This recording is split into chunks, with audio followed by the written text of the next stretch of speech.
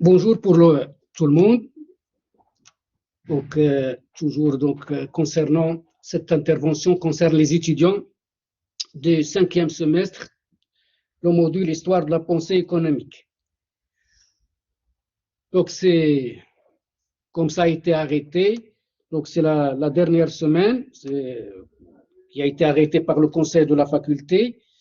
Et donc, c'est vrai que mon projet était plus ambitieux pour développer davantage le cours et détailler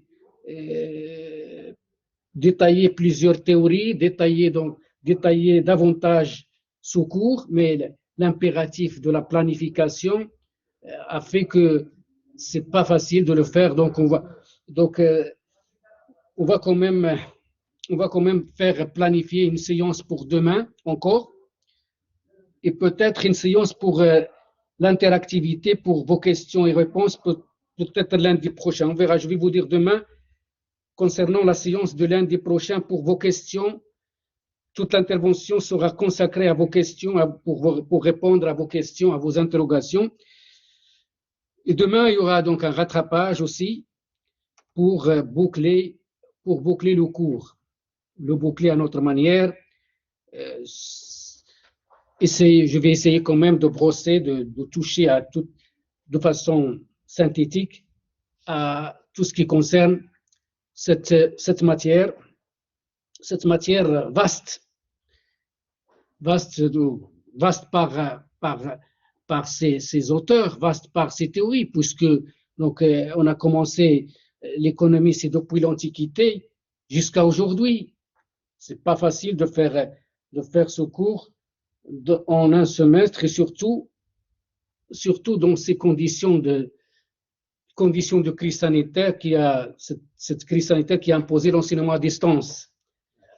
Et que cette question d'enseignement à distance, moi, depuis le début de ce cours, je ne cesse de préciser que le cours, jamais le cours ne sera fait de façon présentielle. Il y a partout dans le monde, au Maroc, l'état d'urgence. Donc l'enseignement à distance a été adopté. Les professeurs vont respecter l'état d'urgence, ne vont pas transgresser la loi. Jamais la question d'un cours présentiel n'a été posée depuis toujours, chaque fois.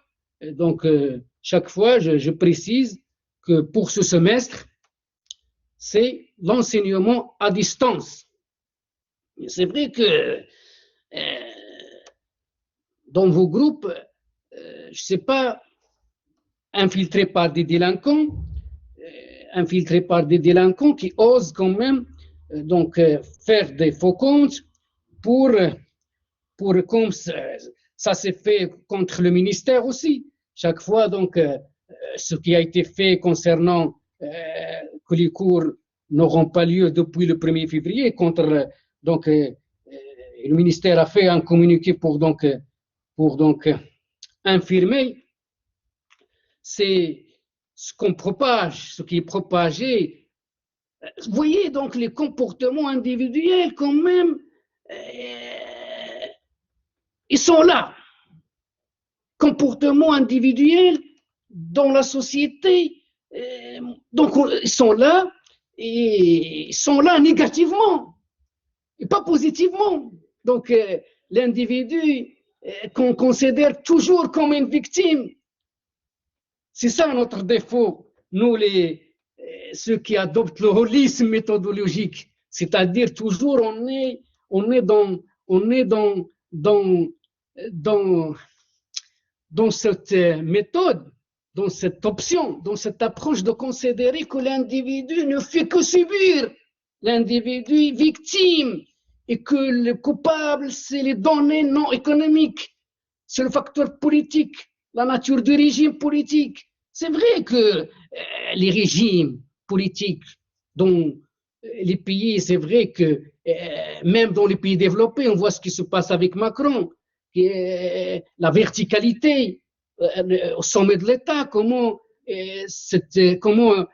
donc les citoyens souffrent avec avec ce président qu'on reproche, à qui on reproche sa nature, sa manière de gérer la France, surtout qu'il a la majorité au Parlement, vraiment une écrasante majorité, donc il a tous les pouvoirs et qu'il y a une sorte, il est considéré comme un monarque présidentiel. C'est vrai que le facteur politique pèse. Le facteur politique, les autres facteurs non économiques, facteurs religieux. C'est vrai qu'on est toujours dans les adeptes du holisme qui considèrent que le citoyen, l'individu, n'est qu'une victime. Elle est une victime d'une gestion politique, d'une caste dirigeante qui fait des fois donc qui fait que l'atmosphère devient irrespirable, que les abus, l'économie de la rente, tout ça, la marginalisation du côté social. Donc, et l'individu n'est qu'une victime. Non, ça c'est peut-être qu'on doit réviser nos idées. Et l'individu, s'il est victime, il doit avoir une bonne conscience. Il doit repérer la source des mal. Il doit être conscient de sa position sociale, de sa classe sociale. Il n'est pas conscient de sa classe sociale. Donc, Marx, c'est vrai, il a partagé la société entre prolétaires, une société capitaliste, bourgeois et prolétaire. Mais est-ce qu'on a le prolétaire? On voit comment des individus sont de familles modestes, ils n'ont pas une conscience prolétarienne, ils ne repèrent pas leur oppresseur, ils ne repèrent pas l'autre, il n'est pas dans une lutte positive face aux autres classes sociales, face aux autres classes sociales qui monopolisent la décision, qui monopolisent même tout ce qui est rentable, qui ont le vrai pouvoir, et qui font tout pour le pérenniser, le durabiliser. Donc, ils ne repèrent pas la classe sociale les classes sociales qui sont dans un antagonisme avec sa position. Donc, ces idées, on va les voir avec Marx. Il n'y a pas de prolétariat. Prolétariat, c'est l'industrie. C'est le 19e siècle, lorsqu'il y avait donc deux classes sociales, une classe sociale qui souffre, qui n'a que soit des salaires, soit rien. Mais cette prolétarisation, est-ce qu'on a vraiment un prolétaire? On n'a pas l'industrialisation dans pas mal de pays. Donc, comment avoir une conscience de classe? Il faut vraiment les conditions, une industrialisation, un antagonisme social entre ceux qui possèdent et ceux qui ne possèdent pas. Mais on voit comment ceux qui ne possèdent pas, ils possèdent. Ce n'est pas des salaires, mais autre chose. Il y a des circuits illégaux. Il y a des revenus donc de l'ombre. Et pourquoi ceux qui sont dans des familles modestes n'ont pas ces consciences d'être positifs, d'être dans la lutte positive pour changer, être positif pour changer les choses, œuvrer au changement social et non pas être dans la délinquance et maintenir la société vers le bas, tirer la société vers le bas. Voilà les canaux de la délinquance et qui font que les choses ne s'améliorent pas. L'individu n'est pas seulement quelqu'un, cette approche de holisme qui veut exclure l'individu. L'individu aussi, il a un rôle. Donc, il faut jamais adopter une seule approche au détriment d'une autre. C'est vrai, les néoclassiques sont les premiers à avoir adopté cette méthode de l'individualisme méthodologique, c'est-à-dire que les processus sociaux ne sont que le résultat des comportements individuels. Donc le global n'est que la somme des préférences et des choix individuels. C'est l'individu qui est à l'origine des processus sociaux. Je ne suis pas un libéral, mais quand même, pourquoi plusieurs libéraux ont obtenu des prix Nobel par leurs travaux? James Buchanan et d'autres. Pourquoi? Ça veut dire que quand même la société et le rôle des individus aussi est très important aussi. Parce que j'ai déjà expliqué que c'est vrai que l'approche néoclassique laisse de côté l'histoire, les institutions. La société qui est liquide n'est pas solide, comme ça a été dit par le sociologue, donc un sociologue polonais qui a travaillé sur ces questions de société liquide et société Zygmunt Bauman, un Polonais qui vient de décéder en 2017, qui considère le capitalisme, la société postmoderne comme une société liquide, c'est-à-dire n'est pas solidifiée, il n'y a pas de solide, n'est pas solide, les liens ne sont pas solides. C'est vrai que le capitalisme rend les liens non solides, fluides, liquides. Donc il y a quand même l'individu, il a une responsabilité, l'individu quand même, il agit, il peut influencer les phénomènes sociaux. C'est que donc, lorsqu'on voit comment l'effritement des partis politiques, les syndicats qui sont très faibles, donc la solidarité qui n'est plus là, la famille qui n'est plus large, n'est plus solidaire. Donc peut-être que l'individu, qu'on est quand même dans l'approche de l'individualisme méthodologique, a aussi une part de... Il faut la prendre en compte. Il faut la prendre en compte aussi. Donc, je ferme cette parenthèse. En tout cas, nous, on a les moyens de faire face à tout ce qui peut nuire aux professeurs, à tout ce qui peut nuire à tous les professeurs, et ce qui peut nuire à l'image de l'université, à la place des professeurs, de l'enseignant-chercheur, donc pour qu'il ne soit pas attaqué et pour que sa place reste, donc pour que sa souveraineté, sa place reste donc importante et pour que toutes les pratiques, tous les comportements mesquins soient donc neutralisés et attaqués dans la légalité, conformément à la loi en vigueur. Donc, concernant aujourd'hui, on va voir je vais consacrer donc toute cette intervention aux réactions socialistes. Donc, les réactions socialistes, le socialisme. Les réactions socialistes qui ont donc, il faut les situer dans ce contexte de la révolution industrielle du 19e siècle, les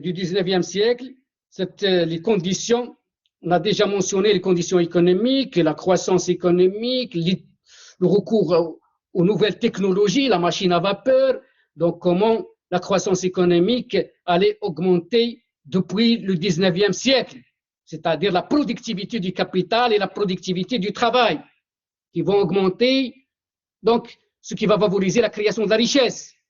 Aussi l'ouverture, l'essor du commerce international, donc qui fait qu'il faut produire plus pour satisfaire de nouveaux besoins en termes de textiles, de produits alimentaires, surtout que la croissance de la population a augmenté depuis, du fait de l'hygiène de vie, du fait du développement de la médecine, découverte des antibiotiques. Donc, ce qui fait qu'on a de nouveaux besoins qu'il faut satisfaire non seulement à l'intérieur des pays, mais aussi à l'extérieur.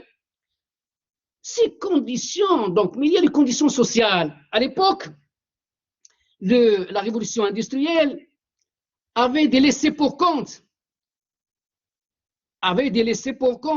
C'est-à-dire, contrairement au tableau optimiste des classiques, qui considéraient les relations sociales comme harmonieuses, relation entre les classes sociales. À l'époque, donc, les classiques considéraient que la société, c'est les propriétaires terriens, c'est les travailleurs et c'est les capitalistes. Marx et les autres socialistes vont considérer, vont donc s'insurger, vont donc se révolter contre l'ordre établi, l'ordre capitaliste. Ils vont donc essayer d'étudier sa nature de fonctionnement ou de proposer d'autres formes d'organisation économique et sociale. Donc, à l'époque, pourquoi donc il y avait cette révolte de la part des auteurs qui seront qualifiés de socialistes? Parce qu'à l'époque, dans la réalité, on avait le souci des capitalistes, c'était d'avoir des profits. Et pour avoir des profits, donc, il faut maintenir les salaires à un niveau très, très bas, le niveau de minimum vital de subsistance. On fait travailler des enfants, parce qu'il y a ce souci de donner des salaires très bas. Donc, on fait travailler des enfants. On fait travailler des femmes très âgées, et on les maintient, donc, on les maintient 14 heures et plus par jour. Donc, il y avait les conditions d'habitat, le logement, c'était des conditions d'habitat insalubres, l'équivalent des bidonvilles, et même plus pire encore. Surtout dans les capitales, il y avait des conditions dramatiques à Londres, à Paris, dans les capitales des pays qui ont donc connu la révolution industrielle. Les conditions de la classe ouvrière, c'était des conditions pénibles, dramatiques. La malnutrition, la misère, la pauvreté. Ces conditions ne vont pas laisser indifférents des auteurs qui avaient cette fibre socialiste, qui voulaient une autre organisation économique et sociale, parce qu'ils avaient le souci de la justice sociale, le souci de mieux partager les fruits de la croissance, de mieux partager cette valeur ajoutée créée. C'est-à-dire, ils ont trouvé que les capitalistes profitent de ce système au détriment des autres classes sociales, la classe des travailleurs, qui est la classe des travailleurs, pour ces socialistes, c'est la classe qui paye la facture qui paye vraiment, qui paye la facture par des conditions pénibles, par une pauvreté. Et donc, les premiers socialistes, c'était les socialistes qualifiés de socialistes utopiques, le socialisme utopique, l'utopie. Donc, l'utopie a été utilisée par Thomas More. Donc, l'utopie, c'est pourquoi ils étaient qualifiés par Marx de socialistes utopiques, le socialisme utopique, parce que pour Marx, ces socialistes n'ont fait que dénoncer l'organisation économique et sociale du capitalisme sans l'étudier dans toute sa profondeur et sans dévoiler ses propres contradictions. Les socialistes, avant de voir Marx, les socialistes, le socialisme utopique, donc, avait pour but de proposer de nouvelles formes d'organisation de la société,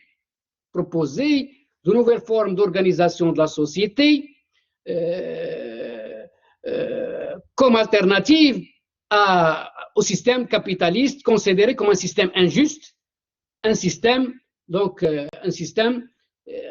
qui est injuste et un système qui ne répond pas aux intérêts de toute la société, de toutes les classes de la société. On avait trois formes de socialisme utopique. La première forme, c'est le socialisme associationniste. C'est un socialisme basé sur l'organisation de la société sous forme d'association. mais sans l'intervention de l'État.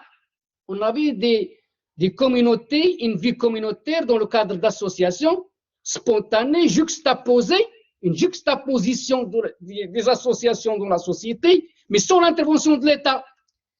Les auteurs qui ont donc défendu ce socialisme associationniste, on a deux types d'auteurs.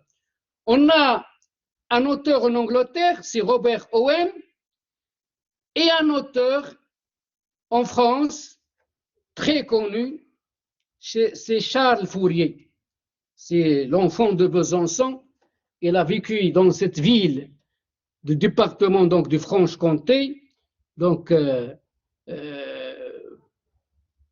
à côté de Dijon, à côté donc presque c'est l'est de la France, donc Franche-Comté. Il était donc Charles Fourier. C'est lui donc Charles Fourier. Il a donc plaidé pour que la société soit organisée sous forme de.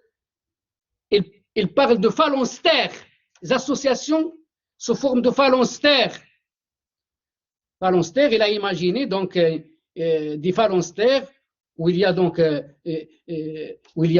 1600 personnes, donc moitié femmes, moitié hommes, donc ils vivent en communauté, ils ont leur domaine à cultiver, ils ont donc ils doivent satisfaire à leurs besoins, ils doivent développer leur passion, donc ils parlent trop de ces questions de passion, l'homme, la passion de l'homme, donc il doit être heureux dans ses phalanstères, mais il va manquer de crédibilité lorsqu'il va vraiment détailler certaines choses, comment l'homme dans ses phalanstères allait se transformer. Donc, il y avait quelques concrétisations de ces phalanstères dans certains pays, mais sa description de ces phalanstères a fait qu'il a été difficile de les mettre en pratique. Il y a une communauté à côté de Montpellier et dans d'autres, la communauté de l'Arche, c'est presque une communauté qui vit donc en autarcie, qui a ses domaines agricoles. C'est pas loin d'un village qui s'appelle donc Lodève, la Bourinoble, Lodève, donc une communauté de l'Arche que moi j'ai visité lorsque j'étais à Montpellier.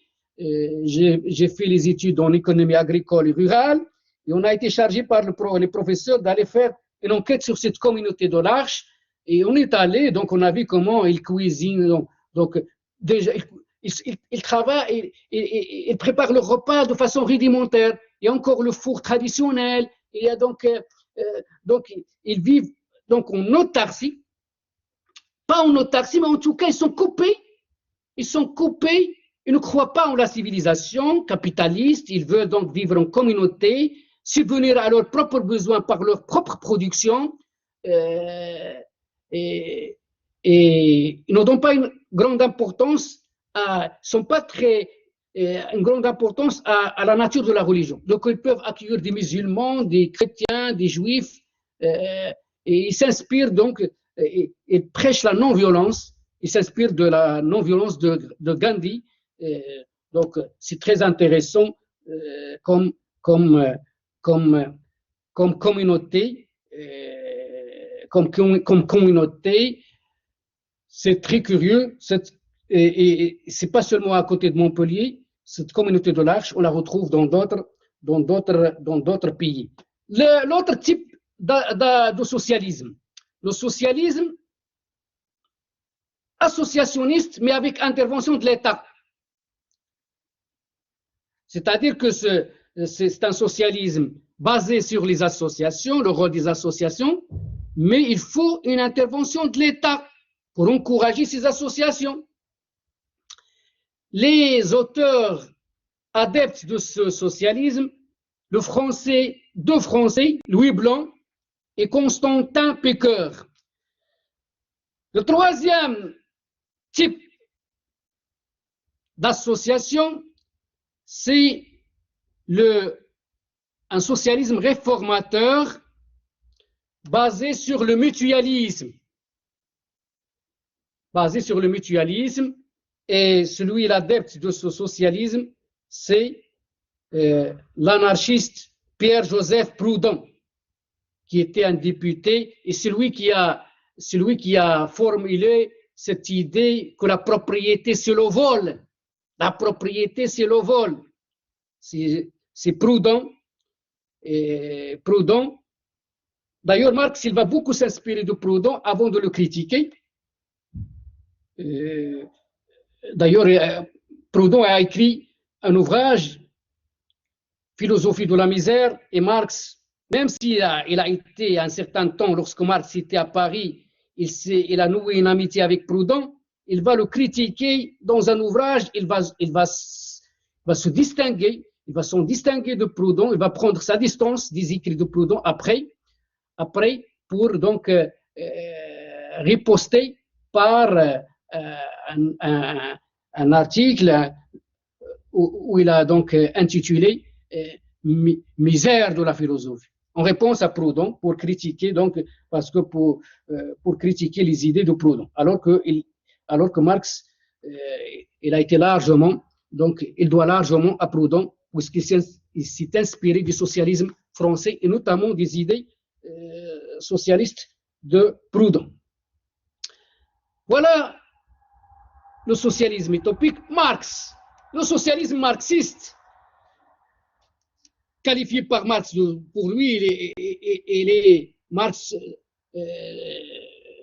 considère qu'il est l'artisan et qu'il est derrière un socialisme scientifique. Il se réclame comme étant l'auteur d'un socialisme scientifique en réponse au socialisme utopique qui s'est limité à dénoncer, à adopter une approche morale, mais non scientifique. Marx, il est d'origine juive, un Allemand. Il a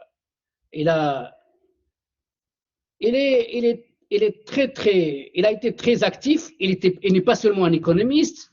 Lui, c'est surtout, il a étudié la philosophie et le droit. Il est considéré comme un philosophe et non pas comme un économiste. C'est vrai qu'il a les ouvrages Le Capital en 3 tomes.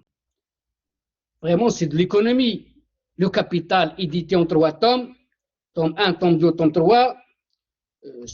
Le tome 3, il a été surtout édité après sa mort par son ami Friedrich Engels. Donc, les 3 tomes du Capital, c'est vraiment l'analyse où il va se consacrer à analyser le fonctionnement du système capitaliste. Marx, après un passage à Paris, il va d'abord, avant de résider durablement et terminer sa vie en Angleterre, à Londres, il va quand même passer par Paris. Et Paris, il sera très actif. Il va militer, il sera un journaliste, il va rédiger des articles. Et sa présence à Paris dérange les autorités françaises.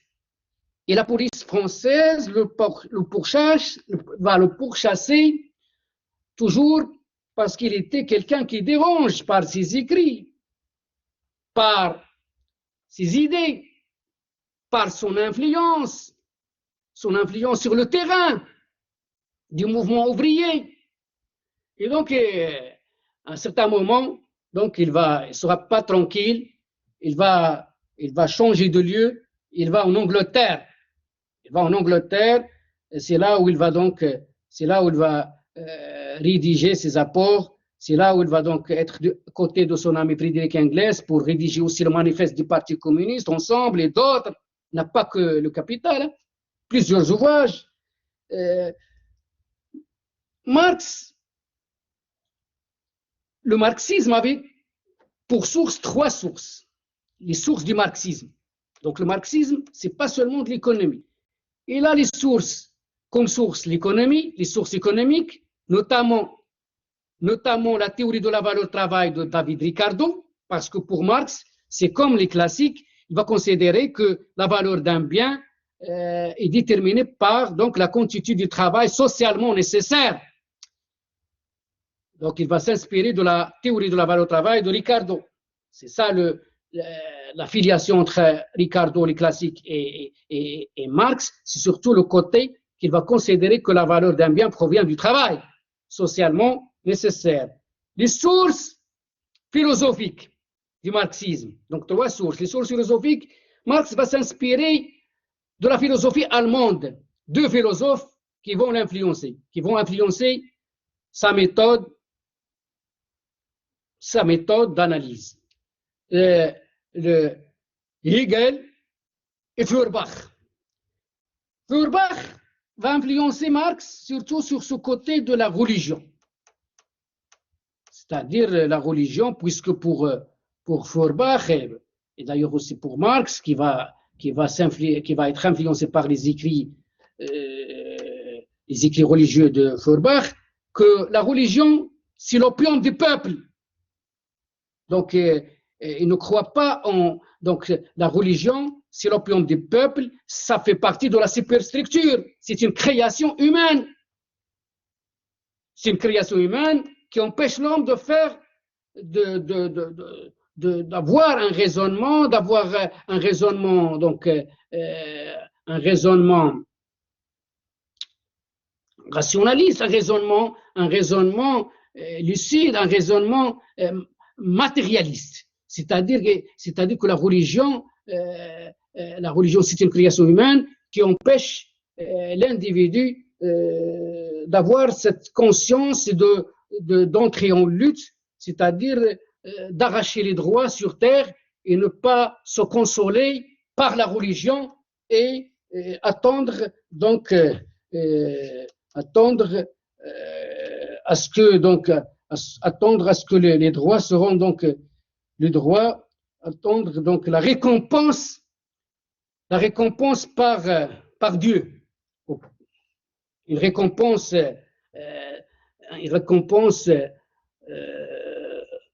dans un autre temps et dans d'autres circonstances spirituelles, religieuses. Donc Marx, sur le côté de Hegel, c'est la question de la dialectique hegelienne. C'est-à-dire, il va s'inspirer de Hegel sur la question de l'analyse dialectique.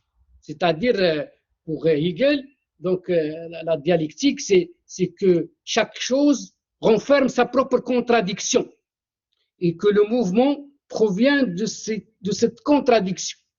Le A et le non-A, donc la thèse, l'antithèse et la synthèse, c'est-à-dire que la dialectique, c'est ça, c'est-à-dire que tous les mouvements donc, ont pour origine c'est des contradictions.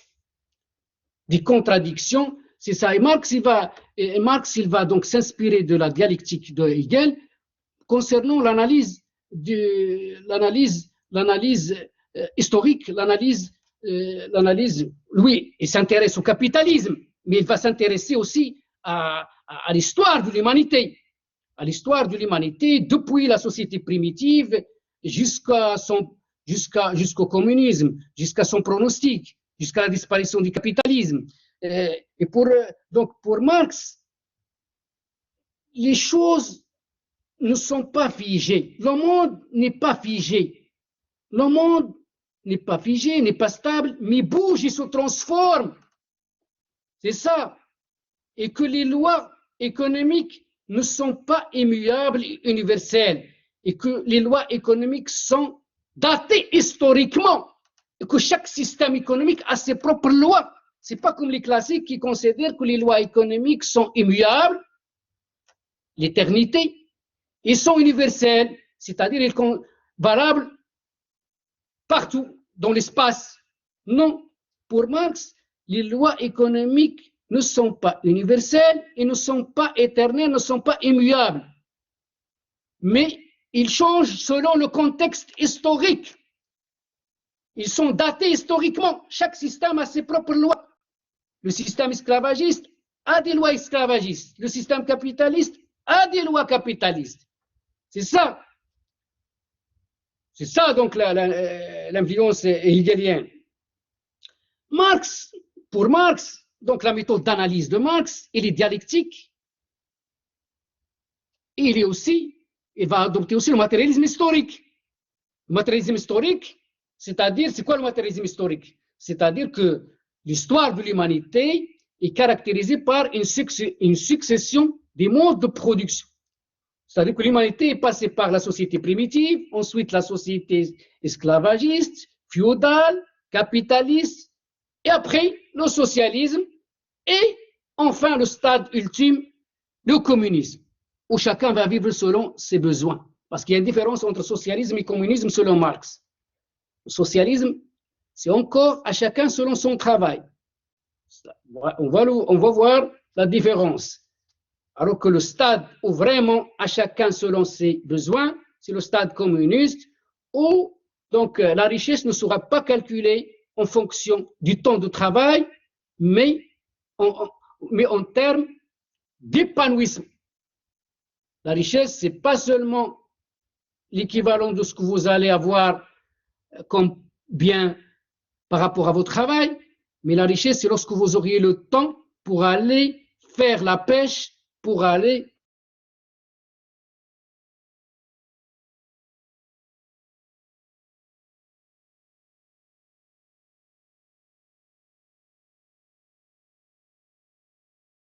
et le matérialisme historique, donc c'est l'histoire de l'humanité, c'est une histoire de la succession des modes de production.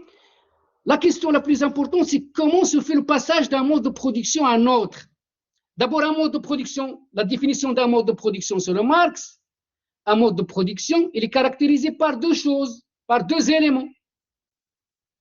L'état de développement des forces productives, tout ce que vous avez utilisé comme facteur de production, comme technique de production, facteur de travail, facteur capital, la technologie, tout ça. Donc, deux éléments, l'état des forces, la situation des forces productives. Deuxième élément qui caractérise un mode de production, la nature des rapports sociaux de production. Comment ils sont les rapports de production? C'est-à-dire la question des classes sociales dans la société, la nature des rapports sociaux de production. Et comment se fait le passage d'un mode de production à un autre? Pour Marx, le passage à un autre mode de production se fait lorsque l'état des forces productives vont se développer, les forces productives vont se développer jusqu'au moment, jusqu'au degré où ce développement allait créer des tensions au niveau des rapports sociaux de production. Les forces productives vont augmenter jusqu'à un niveau où on aura des tensions, des problèmes, des antagonismes au niveau des rapports sociaux. C'est-à-dire que les classes sociales dans les rapports sociaux vont entrer en antagonisme, en lutte. Pourquoi? Pour le partage du gâteau. Et aussi parce qu'il y a une classe qui veut exploiter l'autre, et l'autre classe veut sa part du gâteau, mais elle veut aussi que les conditions de son travail s'améliorent. Donc les deux classes vont entrer en lutte jusqu'au moment où il y aura la révolution et le passage à un autre mode de production. C'est ça. Donc c'est ça. Et il y a une question de conscience. Ici, dans les rapports sociaux de production, sans conscience, il n'y aura pas de changement. La lutte, la révolution, c'est la conscience. La conscience de sa condition. La conscience d'être exploité, d'être opprimé, l'oppression. Et voilà donc, donc pour Marx, les différents modes de production qui caractérisent l'humanité, donc lorsqu'on est passé d'un mode de production à un autre, c'est par les révolutions. Et c'est pourquoi Marx a dit que toute l'histoire de l'humanité, c'est une histoire de la lutte des classes. Toute l'histoire de l'humanité, c'est l'histoire de la lutte des classes.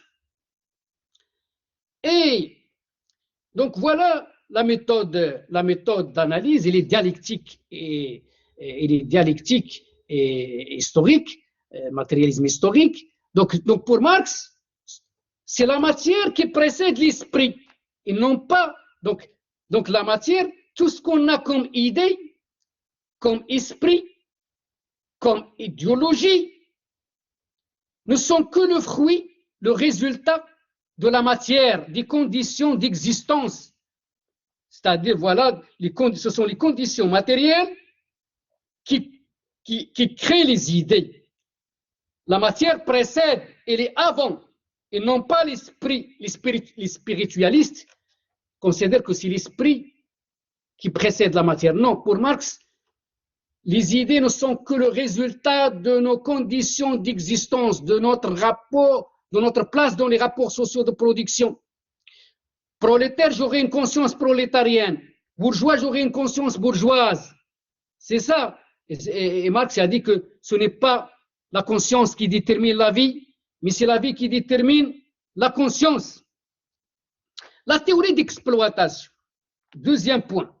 On a 3 points. La méthode d'analyse, la théorie d'exploitation. Le troisième point, c'est la baisse tendancielle du taux de profit et le pronostic de disparition du capitalisme. Deuxième point, la théorie d'exploitation. La théorie d'exploitation, pour Marx, il va schématiser, il va résumer la société capitaliste, il va la répartir en 2 grandes classes sociales. C'est vrai que dans la réalité, il y a plusieurs classes, mais pour lui, il va regrouper les classes en 2 grandes, parce que pour lui, d'abord, la classe capitaliste bourgeoise, qui détient les moyens de production, la classe ouvrière, qui ne détient que sa force de travail, et qu'il doit vendre, et qu'il soit obligé de vendre cette force de travail pour, il n'y a pas que ça, il y a aussi la matière grise, quelqu'un qui n'a pas de moyens de production, même s'il est un intellectuel, il doit vendre sa force, sa matière grise. Il fait partie des prolétaires et des ouvriers. Et qu'il doit vendre aux capitalistes pour avoir un salaire qui va lui permettre, de survivre, qui va lui permettre de survivre. C'est ça. Marx, pourquoi il a schématisé? C'est vrai qu'il y a les grands propriétaires terriens font partie de la bourgeoisie, mais on trouve des familles, des personnes qui ont des lots de terrain, quelques hectares.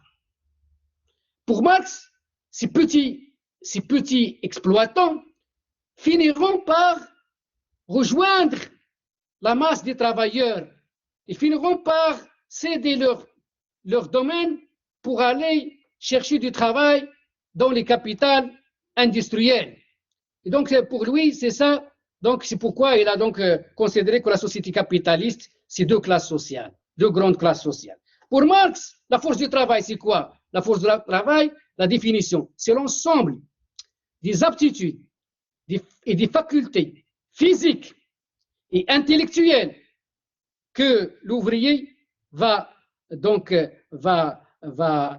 mettre au service du capitaliste, va vendre au capitaliste moyennant un salaire pour gagner sa vie, pour survivre. Donc, il est dans l'obligation, celui qui n'a pas de moyens de production, il est dans l'obligation de vendre sa force de travail, parce que sinon, il va crever de faim. Donc, pour avoir un salaire, à l'époque, on n'avait pas de système de protection sociale. Vous ne travaillez pas, vous n'aurez pas de salaire, pas de revenus. Qu'est-ce que vous allez faire? Vous serez obligé de vendre votre force de travail, même avec les salaires les très très bas. C'est pourquoi Marx a parlé de l'armée industrielle de réserve. C'est quoi l'armée industrielle de réserve? C'est donc la masse des chômeurs qui sont là et des chômeurs qui peuvent travailler à n'importe quel salaire. Et le capitalisme, il a intérêt à ce qu'une armée industrielle de réserve soit là, parce que ça permet aux capitalistes de maintenir les salaires à un niveau très très bas. Celui qui travaille, s'il ne veut pas travailler tel salaire, il y a d'autres qui attendent, ils veulent travailler un salaire moins, encore plus bas. Voilà, donc pour Marx, l'origine de l'exploitation, c'est quoi? C'est-à-dire que celui qui va travailler, le capitaliste va le maintenir, donc il va le faire travailler. L'ouvrier va être donc maintenu pour travailler 10 heures. On va donner un exemple de 10 heures. Durant ces 10 heures, le travailleur, l'ouvrier, le prolétaire va dépenser sa force du travail. Donc 10 heures, c'est une dépense de force de travail. Mais au bout de 5 heures, au niveau de 5 heures, l'ouvrier a déjà donné l'équivalent de ce qu'il va recevoir comme salaire. 5 heures de travail, c'est l'équivalent du salaire qui sera versé à l'ouvrier. Mais lui, il va ajouter encore 5 heures comme travail, comme dépense de la force du travail. Eh bien, voilà ces 5 heures ajoutées, travaillées encore, en plus de son salaire, c'est ce qu'on appelle la plus-value, le surtravail, le travail non payé. C'est la différence, c'est quoi le travail? C'est la différence entre les heures travaillées, 10, et les heures payées. C'est ça la plus-value. La différence entre les heures travaillées et les heures payées. La plus-value. Et pour Marx, l'origine de l'exploitation, c'est la plus-value, parce que cette plus-value, elle est empochée par le capitaliste alors qu'elle est produite par l'ouvrier. Donc l'ouvrier, il est spolié, extorqué de sa valeur produite, d'une partie de la valeur produite. Eh bien, c'est ça. Attention, la plus-value. S'il y a un QCM, donc ça sera donc, toutes mes interventions seront exploitées. Moi, je ne vous dis pas qu'il y aura un QCM. Il ne faut pas me juger sur ce que je prononce. On a la liberté, j'ai la liberté. C'est pas, si vous lisez bien ce qui est mentionné sur le site de la faculté, QCM/autre, c'est-à-dire le professeur a la liberté de poser les questions selon sa conscience. On n'est pas obligé de faire un QCM. Donc, on verra. C'est vrai que le QCM, elle est la modalité la plus commode, surtout qu'on a commencé trop tard, au mois de novembre. Donc, si on fait c'est vrai, si on fait des examens, il faut corriger, prendre un mois, tout ça, on risque de commencer donc les cours vers le semestre pair vers le mois d'avril, même le mois de mai. Donc, on va passer toutes les vacances d'été ici en travaillant. Et c'est vrai que la forme la plus commode, mais on verra. Toutes les portes sont ouvertes, on verra. Je ne tranche pas parce que je sais que vous êtes difficile.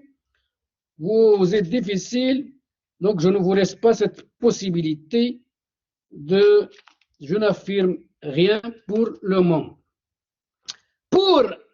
Donc voilà la question, le troisième point, la baisse tendancielle du taux de profit et les crises du capitalisme et le pronostic de Marx que notre société allait prendre la place, la société socialiste, la société communiste. Pour Marx, c'est très important, il a mentionné des concepts pour faire son analyse. Il considère donc que pour lui, il y a un capital variable, c'est la somme, c'est les salaires versés aux ouvriers, et pour lui, la source de la plus-value, c'est V. Il va mentionner V, le capital variable, qui est la source de la valeur. C'est la somme d'argent consacrée à l'achat de la force du travail. C, c'est le capital constant. C'est tout ce qui est machine, matière première, biens intermédiaires et tout ça. Les moyens de production. Donc, les moyens de production en dehors de la force du travail. Parce que même la force du travail fait partie des moyens de production. Le travail acheté, la force du travail achetée, qui est considérée comme une marchandise aussi, selon Marx. Mais c'est la marchandise qui donne plus que sa valeur. Pour Marx, donc voilà, pour lui, les capitalistes auront tendance à donner plus d'importance à C par rapport à V. Pour lui, du fait de la concentration, pour gagner la concurrence, donc les capitalistes vont se concentrer, ils vont donc remplacer l'homme par la machine. Parce qu'ils ont toujours ce souci de ne pas distribuer des salaires. Mais ils ne savent pas qu'ils sont en train de tuer la poule aux œufs d'or. parce que la source de la valeur provient de V, et les capitalistes réduisent V et donnent une importance à C. Et pour Marx, ils sont en train de creuser leur propre tombe, les capitalistes. Voilà, Marx, le taux de profit selon Marx, c'est quoi? C'est 1, et PL, c'est PL. PL sur C plus V. PL c'est la plus-value. Je l'ai déjà défini. Sur C plus V. C plus V, ça s'appelle le capital avancé. Qu'est-ce qu'il va faire, Marx? Et il avait un côté mathématique. Hein? Il va diviser le numérateur par V et le dénominateur par V. Donc, on ne va rien changer. PL sur V, le tout sur C plus V sur V, ça nous donne quoi? Ça nous donne PL sur V, le tout sur C sur V plus 1. C sur V plus 1. Donc, le dénominateur, on a C sur V plus 1. Le numérateur, on a PL sur V. PL sur V, plus-value sur capital variable, c'est le taux de plus-value ou bien le taux d'exploitation. Il est proche du taux de productivité, parce que le taux de productivité, c'est valeur ajoutée ou bien production sur les facteurs de production. Et c'est le taux de productivité du travail. On a PL, c'est tout ce qui a été produit, une valeur produite par l'ouvrier, comme une valeur ajoutée, et V, c'est comme du travail. Donc le taux d'exploitation, et le dénominateur, C plus V, C plus V plus 1. C plus V, c'est la composition organique du capital. Qu'est-ce qu'il a, l'analyse de Marx? Il va expliquer comment le numérateur a tendance à stagner ou baisser par rapport à un dénominateur qui augmente. Parce que C sur V augmente, on remplace V par C. Les capitalistes ont tendance à donner une importance à C, capital constant. C'est-à-dire que C sur V augmente, alors que le numérateur a tendance soit à stagner, soit à baisser. Pourquoi? Ça, je dois l'expliquer. PL sur V a tendance à stagner ou à baisser. Pourquoi? Parce que c'est une exploitation des ouvriers. Et ce taux d'exploitation va baisser avec le temps. Pourquoi? D'abord, les ouvriers vont se regrouper en syndicats. À l'époque, c'était donc pas encore, mais la fin du 19e, donc on aura donc la naissance des premiers syndicats. Le PL sur V va stagner ou baisser parce que le taux d'exploitation ne peut pas augmenter. C'est-à-dire que les capitalistes ne peuvent pas continuer à exploiter les ouvriers parce qu'ils vont s'organiser en syndicats pour défendre leur cause, pour défendre leurs revendications, en termes d'heures de travail, en termes de salaire à verser, en termes de beaucoup de choses. Ils vont défendre leur cause. C'est-à-dire que le taux de PL, la plus-value, va être très faible. Donc, ils ne vont pas se laisser faire. Ils ne vont pas se laisser exploiter. La deuxième chose aussi qui fait que PL sur V va baisser ou stagner, c'est que l'homme, l'individu, a des capacités limites. On ne peut pas l'exploiter au-delà d'un certain nombre d'heures. Il y a des capacités physiques de l'homme, ce qui fait que le numérateur baisse par rapport à un dénominateur qui augmente, ce qui fait que tout le taux de profit baisse. Et pour Marx, donc ce qui explique que le capitalisme sera confronté à des crises de surproduction, mais pas seulement des crises de surproduction, deux types de crises. Crise de surproduction, le capitalisme donc est un système qui produit trop parce qu'il cherche le profit.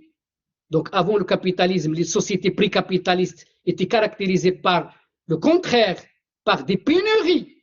On produit moins, alors que les capitalistes veulent produire plus pour avoir du profit. Donc ce qui fait qu'ils vont donner une importance, donc il y a une suraccumulation du capital.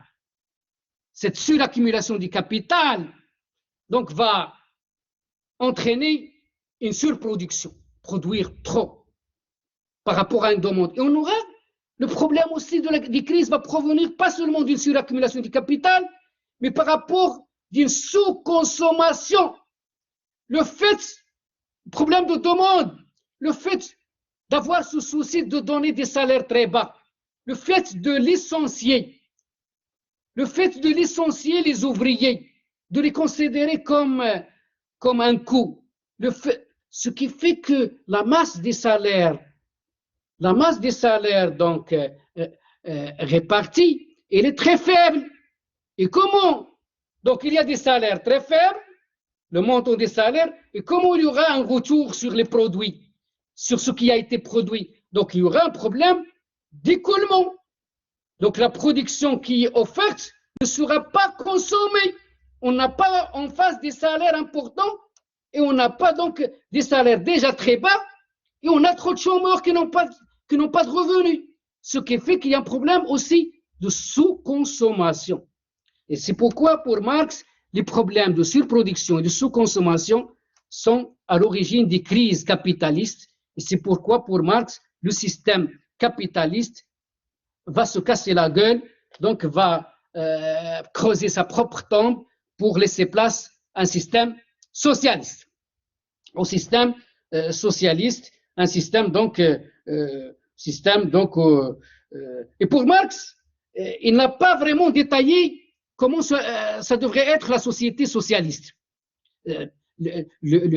L'expérience soviétique, là, c'est pas vraiment l'application du marxisme. Le socialisme stalinien, c'est pas le marxisme. Marx n'a pas dans son ouvrage mentionné le KGB, il n'a pas mentionné de tuer les ouvriers, le goulag, les services secrets soviétiques allaient donc assassiner les opposants. Donc ça, c'est une expérience qui n'a rien à voir avec le marxisme. Et d'ailleurs, il est évoqué par les classes dominantes du pays capitaliste comme un repoussoir, pour considérer le marxisme comme un repoussoir, donc le prendre comme un repoussoir, et pour donc le rendre moins crédible, lui soustraire toute crédibilité, pour donc montrer les bienfaits du capitalisme et du libéralisme.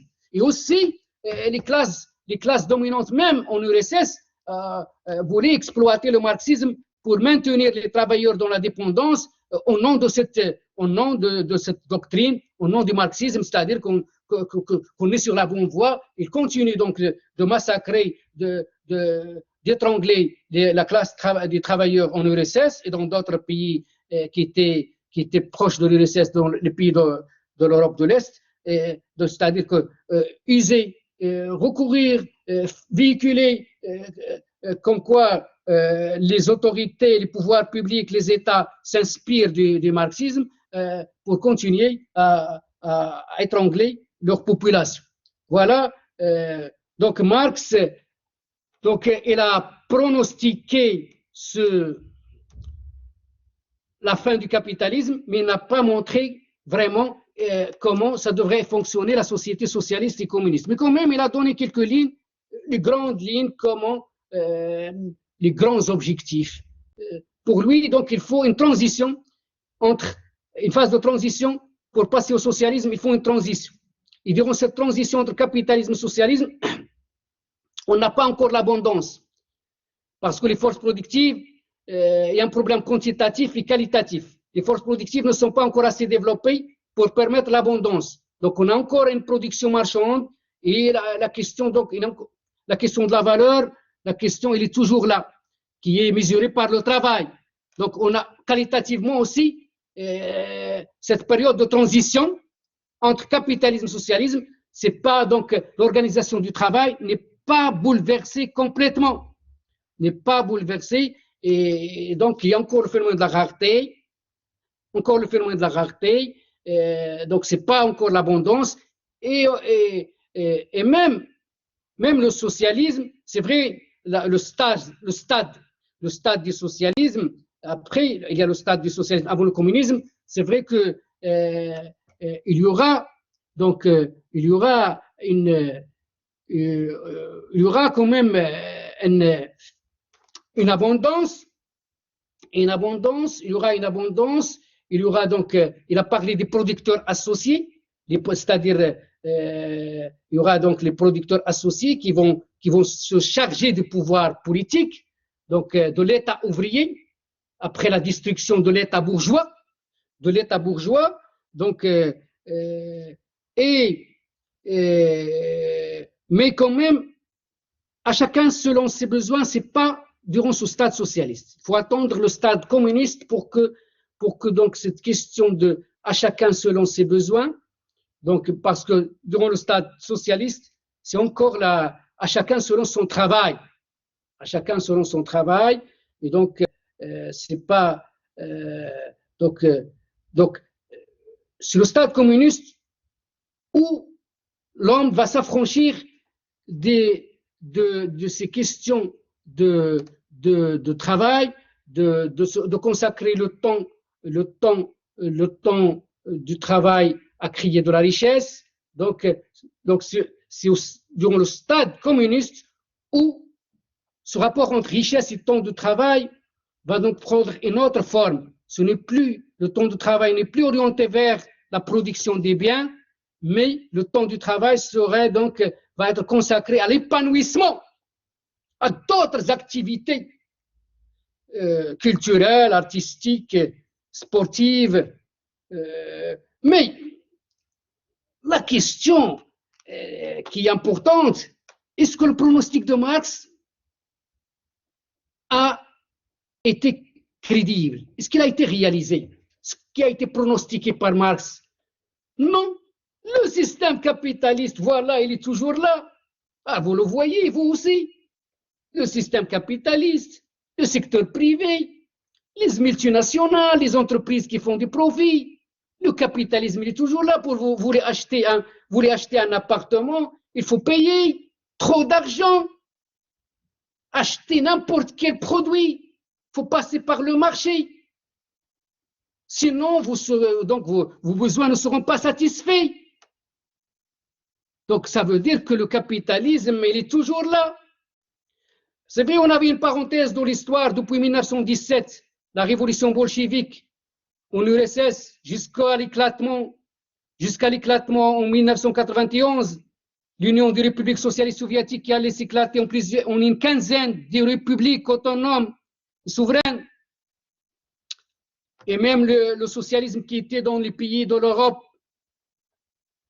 les pays qui étaient donc de l'Europe de l'Est, les pays de l'Europe orientale et centrale, donc les PECO, donc aussi, ils vont donc depuis 1989, depuis la chute du mur de Berlin, lorsque donc les Allemands vont ce mur qui va être vont s'attaquer à ce mur qui sépare l'Allemagne de l'Est et l'Allemagne de l'Ouest, la RDA, la République démocratique d'Allemagne et la République fédérale d'Allemagne pour la réunification allemande. Et donc les autres pays qui vont suivre, la Tchécoslovaquie, maintenant c'est la République tchèque, la Hongrie, la Bulgarie, la Yougoslavie, qui va s'éclater en 1994 en plusieurs donc, républiques, en plusieurs pays, la Serbie, la Croatie et d'autres. Donc voilà plusieurs pays. Je vais pas tout mentionner. Donc Bulgarie, Roumanie, Hongrie. Voilà les pays qui donc le socialisme, l'expérience, cette expérience socialiste, on l'appelle le socialisme réel. Le socialisme réel, c'est pas le socialisme théorique tel qu'il a été rédigé par les socialistes. Voilà. Donc Marx, lorsqu'il a fait son analyse du système capitaliste, pour lui, le socialisme allait s'instaurer dans le pays qui était caractérisé par des forces productives assez développées. Quel est le pays qui était caractérisé par des forces productives assez développées? La puissance économique de l'époque, c'était l'Angleterre. Normalement, le socialisme, le pays qui était hautement capitaliste, c'est l'Angleterre, notamment. Donc, l'Angleterre et d'autres pays, qui ont donc l'Angleterre, la France, Pays-Bas, Japon, États-Unis, fin 19e siècle. Donc, normalement, l'Angleterre, c'est au niveau de l'Angleterre que le socialisme et le communisme devraient donc avoir lieu. Non. C'est au niveau d'un pays qui était sous-développé, de type féodal, l'Union des républiques socialistes soviétiques, que le socialisme allait être instauré. Ça veut dire, voilà déjà une lacune dans l'apport, pas dans l'apport de Marx, mais Marx, on va montrer pourquoi son pronostic a échoué, mais Marx n'a pas, il ne faut pas le juger sur le lieu d'application du soi-disant application, de la soi-disant application de ces idées. D'ailleurs, Marx n'est pas allé voir Lénine pour lui dire il faut appliquer le socialisme chez vous. Donc voilà. Donc Marx, c'est donc pourquoi, qu'est-ce qui fait que l'analyse de Marx vraiment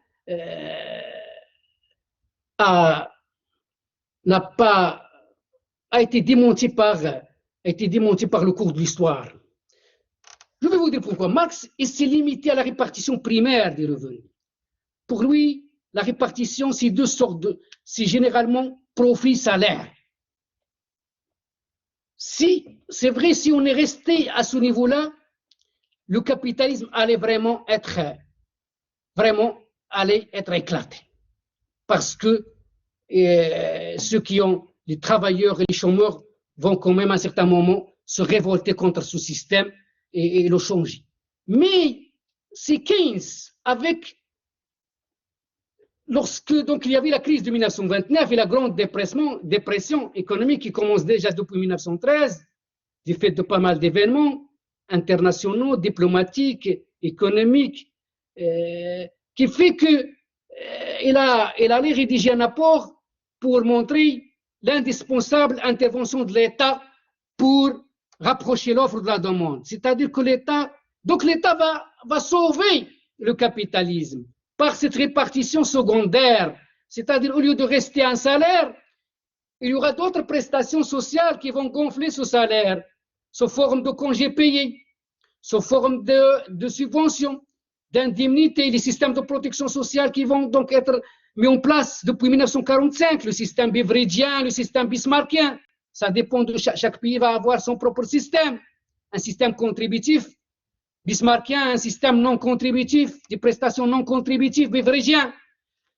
Voilà ce qui fait que cette répartition secondaire, le rôle de l'État a joué, c'était un cadeau pour le capitalisme, c'est-à-dire que l'État, par les billets de ses moyens, de ses politiques monétaires, budgétaires, allait faire ce travail de soutien à la demande globale, l'investissement et la consommation. Ce qui fait qu'on va dépasser la répartition primaire, qui fait qu'il y avait un antagonisme fort, et ce qui fait que la classe ouvrière, je vais dire un terme, la classe ouvrière va être, entre guillemets, corrompue. C'est-à-dire le capitalisme sera, donc il va devenir vivable, acceptable, parce que le salarié, ses enfants vont donc passer, donc ils vont profiter des vacances, donc dans le cadre d'un tourisme social, leurs enfants donc seront accompagnés par telle société, telle entreprise, il aura un congé payé, il aura donc la hausse des salaires selon les gains de productivité, augmenter les salaires selon les gains de productivité, les chaires mobiles des salaires aussi. Donc il y a les systèmes de protection sociale. C'est quoi les systèmes de protection sociale? C'est la couverture des citoyens contre les risques sociaux, risques maladie. Il y aura la couverture médicale, risque chômage, les indemnités, risque accident du travail, et risque vieillesse, c'est-à-dire il y aura une retraite. C'est-à-dire que voilà, Marx, au temps de Marx, on n'avait pas ça. C'est donc, il faut comprendre pourquoi, les raisons qui ont fait que le capitalisme a survécu durant l'histoire et qu'il est toujours là. Mais quand même, le capitalisme, moi je dis que ce n'est pas un bon système, vous voyez, parce qu'il n'a pas de limite. Les capitalistes n'ont pas de limite. Ils ne pensent pas à l'environnement, ils ne pensent pas aux inégalités sociales. Leur souci, c'est les profits. Donc, ils s'attaquent à la nature, on voit comment partout, même chez nous, on s'attaque à la nature. Voilà, on va bétoniser, on va prendre des terrains en face de la plage, on va à côté donc partout les coins les plus rentables, on va les transformer en villas, en appartements. C'est-à-dire, on s'en fout de l'environnement, du paysage, bétoniser, exploiter les sous-sols, les produits miniers, les gisements de mines, à exploiter les océans, les matières donc à travers le secteur de la pêche. Donc, il y a la forêt, la déforestation. Vous voyez le problème en Amazonie, le problème, c'est-à-dire qu'on s'attaque au bien commun, on s'attaque à la biodiversité, on s'attaque. Le capitalisme, donc, il a des problèmes. Il s'attaque à des ressources environnementales. Il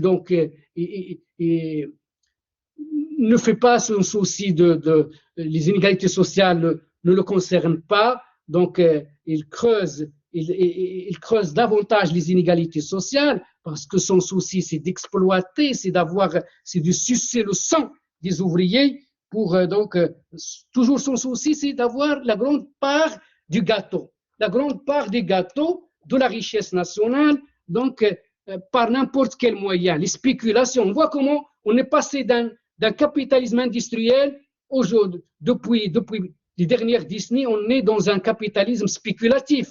La crise de 2008, c'est parce qu'on n'est pas dans un capitalisme productif, spéculatif, un capitalisme rentier.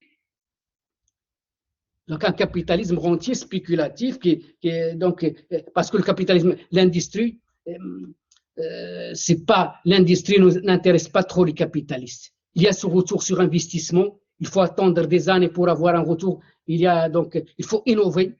Il y a un rapport avec l'innovation. Si vous ne l'innovez pas, il y a un risque pour le capitaliste dans l'industrie. C'est pourquoi l'industrie, c'est pourquoi les secteurs où il y a le risque, où il n'y a pas de rentabilité, c'est l'État qui doit les faire. C'est ça, les capitalistes. C'est une autre époque aujourd'hui. Donc, c'est pourquoi les capitalistes trouvent leur compte dans d'autres secteurs qui drainent des richesses rapides et des richesses colossales. Voilà donc le socialisme. Voilà donc ce qui est fait. Mais Marx, il est toujours depuis 2008. Il y a un retour à Marx. Un retour à Marx depuis la crise de 2008. Donc, il y a cette crise a réactivé la crédibilité de Marx, comme quoi le système capitaliste, et même la crise sanitaire globale du Covid-19, le fait a montré comment certaines puissances économiques ne sont pas sur la bonne voie. La puissance américaine et les autres puissances, les puissances capitalistes qui ne donnent pas une importance aux secteurs sociaux, la santé, voilà une puissance économique où il y a trop de décès, où il y a problème d'infrastructures sanitaires, il n'y a pas d'hôpitaux publics, c'est-à-dire que les services de santé sont des services marchands, il faut payer pour être soigné. Donc voilà, le capitalisme, il veut rendre tous les produits comme des marchandises, où il y a le pouvoir libératoire de la monnaie, où il y a l'exclusion par les prix, où il faut payer pour les avoir. C'est-à-dire que le capitalisme trouve son compte dans le fait que l'État doit être écarté parce que lorsque l'État s'écarte, ça fait le bonheur des capitalistes.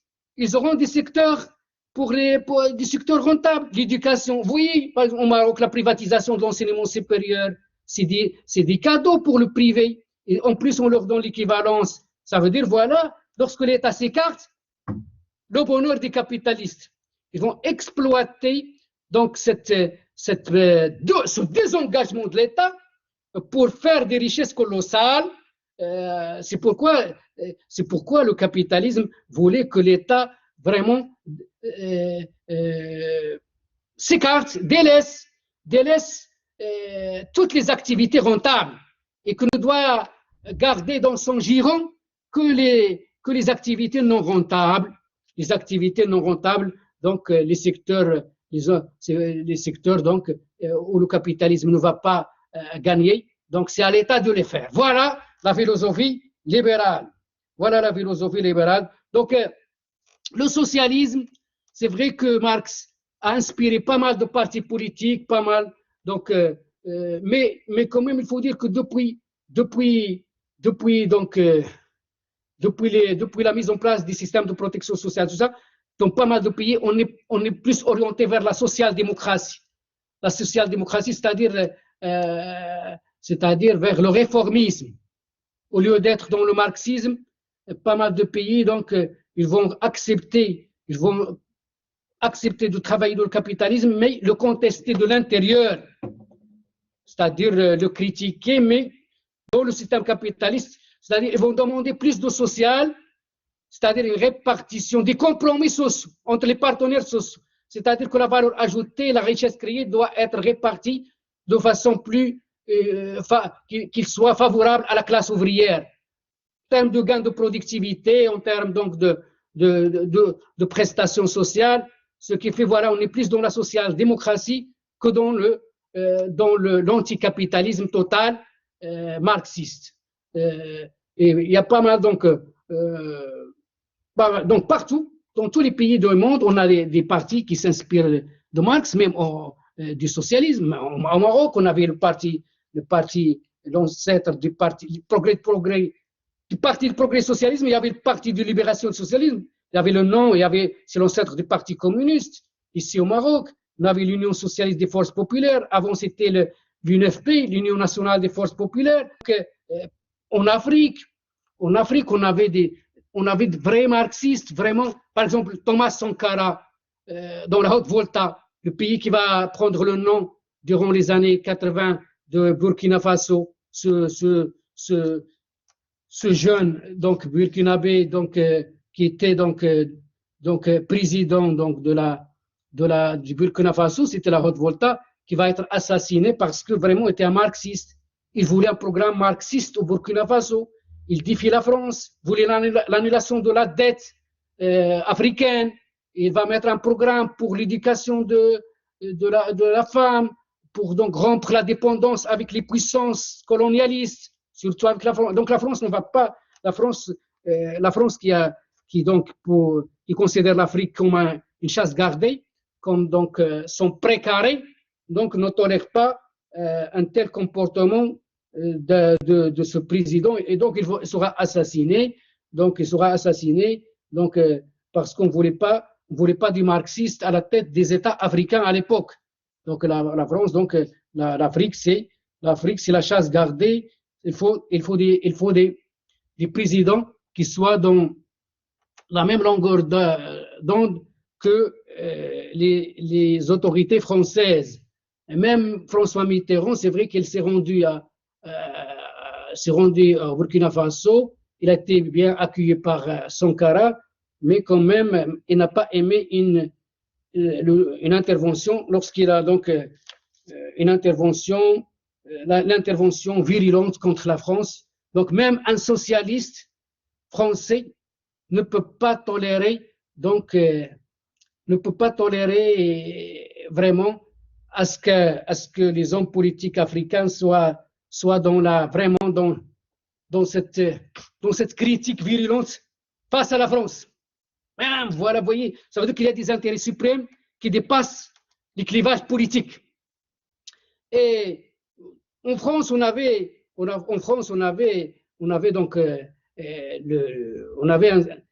c'est vrai, la tradition française, c'est le berceau du socialisme. D'ailleurs, donc, le socialisme utopique, on avait trop de socialistes, c'est surtout les Français. J'ai dit Louis Blanc, Proudhon, Saint-Simon, Charles Fourier, c'est des Français. Donc cette tradition va être donc aussi perpétuée, développée par d'autres, comme donc Jean Jaurès, comme Blum, Léon Blum, Jean Jaurès, et depuis donc la seconde moitié du XXe siècle, il y a d'autres qui vont donc dans le cadre de la section française de l'Internationale ouvrière, la SFIO, donc ce parti politique, le Parti communiste, il va donc avoir lieu dans ce Parti communiste français dans une session en 1920 dans le congrès de Tours. Donc il y aura une session avec la SFIO, et la SFIO donc ça va donc durer jusqu'en 1971 où il y aura donc la fondation d'un le congrès d'Épinay, donc la création d'un grand parti socialiste par François Mitterrand, le Parti socialiste, et donc il y aura donc autour de ce parti, il y aura donc d'autres têtes, des clubs, des groupes qui vont donc se rejoindre à ce mouvement, donc pour faire un grand parti politique comme Michel Rocard, comme donc Jean-Pierre Chevènement, Jean Popren, donc ce socialiste qui a exercé comme ministre des relations avec le Parlement, c'est lui qui est un théoricien du socialisme, le front de classe. Pourquoi? Donc, au lieu de parler de la lutte des classes, il a forgé ce concept de front de classe. Le front de classe, c'est ce que j'ai dit au début concernant la question des prolétaires et tout ça. Ça veut dire que dans la société aujourd'hui, c'est pas la société industrielle. On peut repérer deux grandes classes sociales. Aujourd'hui, dans notre société, il n'y a pas que celui qui a un salaire très maigre. C'est-à-dire, on peut trouver un cadre qui a, par exemple, 25 000, 30 000 dirhams, par exemple, au Maroc. Est-ce qu'on le considère comme prolétaire par rapport, est-ce qu'il a une situation similaire à celui qui a 2 000 dirhams? Donc, c'est ça. Et pour Jean Popren, c'est vrai, il peut faire partie de la classe ouvrière. Donc parce qu'il est considéré comme quelqu'un qui offre sa force de travail, même s'il a un salaire gonflé, il n'est pas capitaliste. Son intérêt, c'est avec ceux qui sont dans le bas de l'échelle. Et c'est donc pourquoi il parle de front de classe, c'est-à-dire que les artisans, les intellectuels, les ouvriers ont un destin commun. Ils doivent donc faire un front. Le front, donc, ils font partie d'une classe sociale qui doit affronter la classe bourgeoise, la classe qui détient les moyens de production, la classe qui exploite les ressources, et la classe qui a donc l'influence, qui a la forte influence économique et politique. Mais c'est vrai que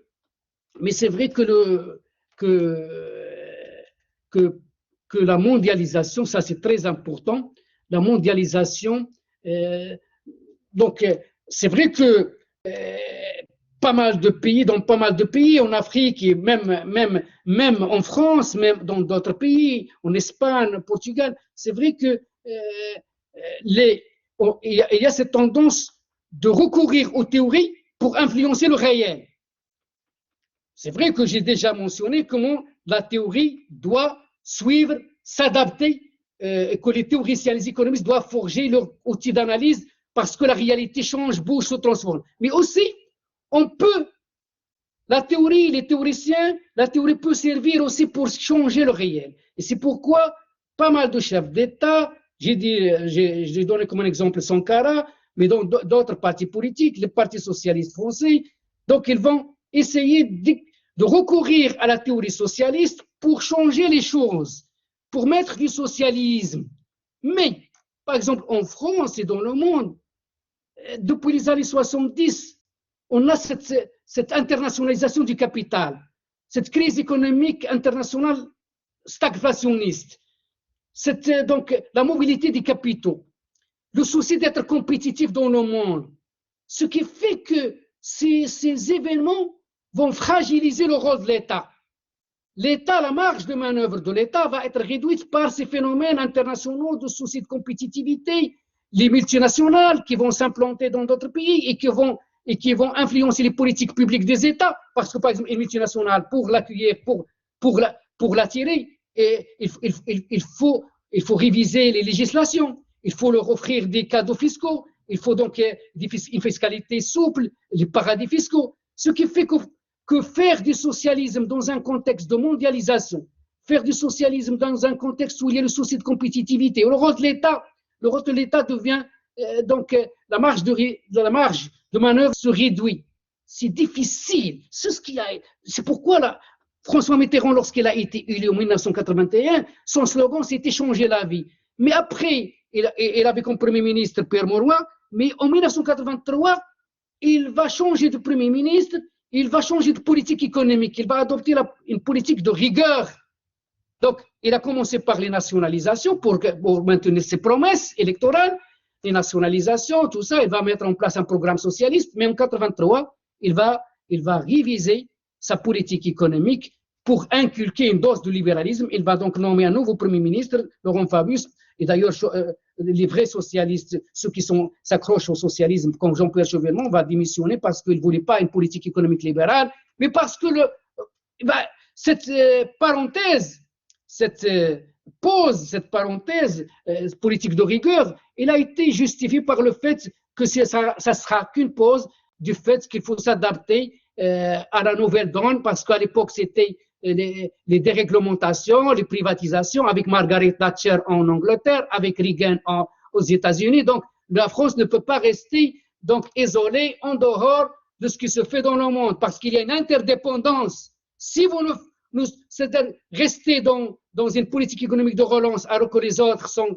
dans une politique économique libérale, orientée vers la compétitivité, vous risquez donc d'être mal placé sur la scène mondiale et d'être moins compétitif, parce que tout ce qui est social, il se finance, et pour financer le social, il faut prélever des impôts, et prélever des impôts et des taxes, ça augmente le coût de production. On appelle ça le ratio socio-fiscal. Donc, votre coût de production sera élevé. Vous respectez le SMIC, vous donnez un SMIC élevé, avec des taxes, avec des impôts, votre coût de production sera plus élevé par rapport à d'autres pays dans le monde, ce qui fait que vos produits vont devenir plus chers par rapport aux produits et aux autres produits, c'est-à-dire que vous allez sacrifier votre compétitivité, et donc ça va poser des problèmes à votre économie. Donc, c'est pourquoi donc il est difficile de faire donc dans un monde où il y a une globalisation, un monde où il y a la mobilité de capitaux, un monde où il y a le souci de compétitivité. C'est difficile donc vraiment d'être dans une politique économique vraiment socialiste, à moins que si vous adoptez carrément un socialisme de façon totale, donc c'est-à-dire nationaliser tout, c'est-à-dire la propriété collective des moyens de production. Mais vous voyez que ça risque de ne pas marcher. Donc c'est pourquoi la tendance ces derniers temps, ces dernières décennies, c'est que aussi bien un capitalisme libéral, aussi bien qu'un socialisme étatisé, les deux systèmes ont montré leurs limites, ce qui fait que on est plus, surtout les leçons qu'on a retenues de cette crise sanitaire globale, c'est qu'il faut un troisième système qui ne soit ni socialiste ni capitaliste, un système plus humain, un système donc qui n'est pas totalement libéral, mais qui n'est pas totalement étatisé, un système plus humain, où il y a des coopératives, où il y a une troisième voie, où il y a des associations, où il y a l'économie solidaire, un système socio-économique, socio de liberté, un système socio de partage de ressources, de préservation de l'environnement, qui donne une importance à l'éducation, à la santé, qui doivent être financées donc par l'État. Donc voilà, c'est ça, un système plus humain, un système où il y a donc un système où l'individu doit trouver son compte, un système donc un système de bien-être, pas seulement pour bien-être, et un système qui donne une importance donc à l'environnement, à des ressources épuisables, un système donc qui donne une importance au bien commun, et non pas un système qui est sacrifié par des classes qui exploitent les ressources, des classes qui n'ont qu'un seul souci, c'est d'avoir du profit, c'est de faire des richesses par n'importe quel moyen, donc quitte à mettre en place des dictatures, à mettre en place des institutions, à mettre en place donc des régimes politiques qui asphyxient et qui rendent l'atmosphère donc irrespirable. Donc à demain, on va voir donc les néoclassiques, les keynésiens rapidement, et je vous mentionne quelques auteurs contemporains donc, qui vont faire l'objet de l'examen. Je vous remercie.